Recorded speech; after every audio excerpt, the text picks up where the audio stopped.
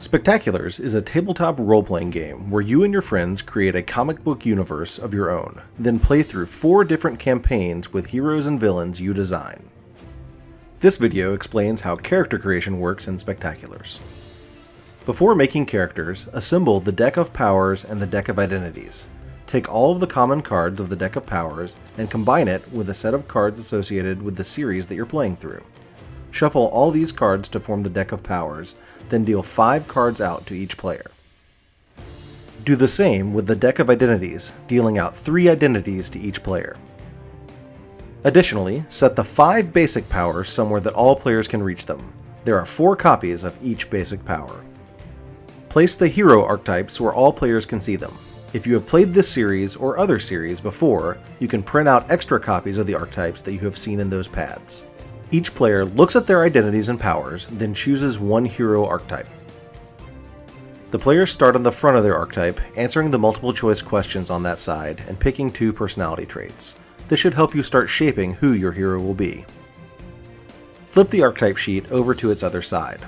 Each player then chooses exactly 1 identity, placing it in the associated slot on the left-hand side of the page. Players also choose 1 to 3 powers. 1 power must be slotted into the superpower slot. The players can optionally choose powers for their lesser power and minor power slots, though they do not have to. Any chosen powers are then placed in these slots. When choosing powers, the players can choose from the powers they were dealt or from the basic powers. Each player then fills in their hero points per conflict field.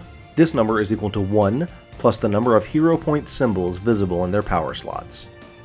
Power cards cover up the hero point symbols in the lesser power and minor power slots, meaning the more powers you choose, the fewer hero points you start with in each conflict scene. Note that basic powers also have a hero point icon visible on them. Each basic power adds 1 hero point to your hero points per conflict, regardless of which slot you place them in.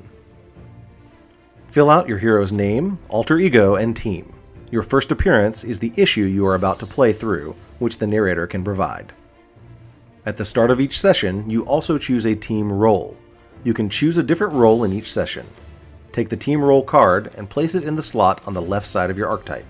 Then find the initiative card associated with that team role and give it to the narrator. You're now ready to start playing your hero.